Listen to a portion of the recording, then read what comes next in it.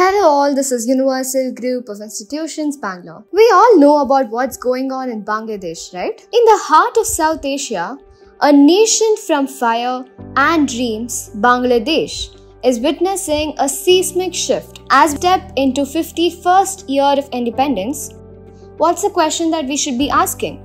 Has Bangladesh found its second freedom? Or is it embarking on yet another turbulent chapter? Buckle up, because this is a story of power, resilience, and dramatic political upheavals.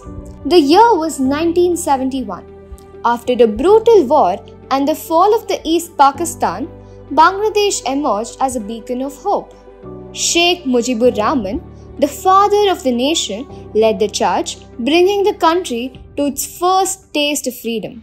But the euphoria was absolutely short-lived. Just 4 years into his presidency, Rahman's vision for a one-party state met a tragic end. On August 15, 1975, a coup led by disgruntled soldiers claimed his life along with his family, leaving the nation absolutely in shock. The power vacuum was quickly filled by Kundakar Mushtaq Ahmad, but his reign was brief.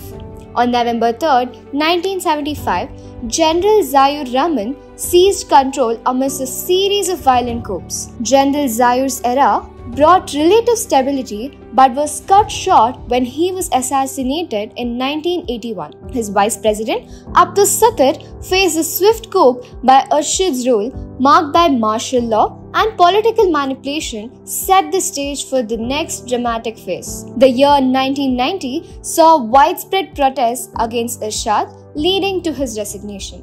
In 1991, Bangladesh held its first free elections, bringing Khaleda Zia, widow of General Ziaur Rahman, to power. Representing the Bangladesh Nationalist Party, that is the BNP, Zia became the country's first female prime minister. But the political saga didn't end there.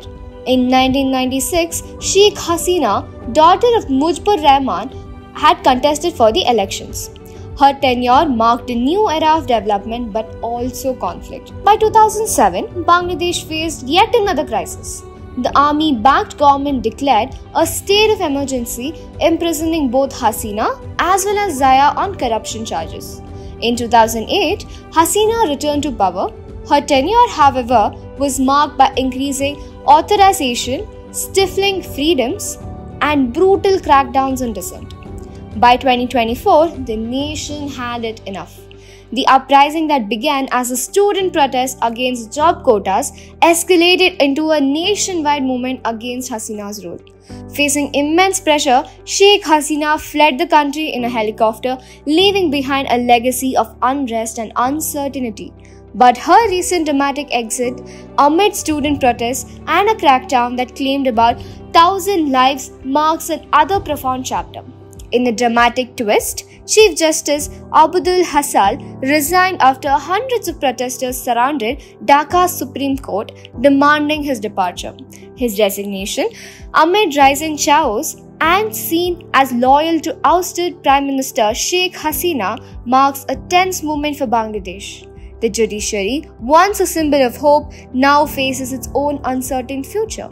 Now with Sheikh Hasina fleeing and Muhammad Yunus stepping in, Bangladesh stands at crossroads. Will Yunus, the banker to the poor, be able to restore stability? Will he be able to lead the nation to a brighter future? Of course, we can't just do anything. All we can do is wait and find out. Is this the dawn of a new era for Bangladesh? Is it like a second freedom for them? Not from foreign rule, but from decades of political turmoil. Only time will tell. But for now, the people of Bangladesh can dream of a future where their voices are truly heard.